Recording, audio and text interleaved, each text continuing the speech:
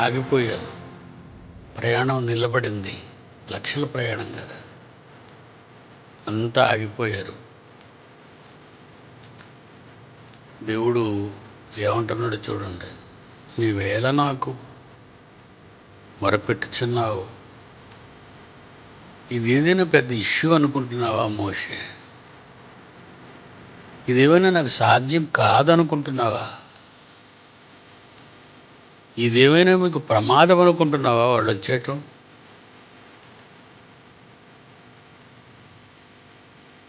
నాకు అసాధ్యమైనదంటూ ఏమీ లేదు.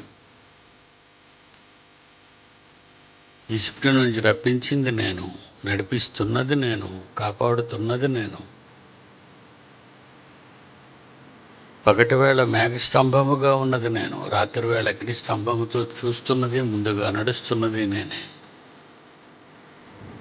అలాంటి నా పిల్లలైన ఇశ్రాయేలీలు నేను ఎలా విడిచిపెడతాను? వాళ్ళు ఏమనుకున్నా?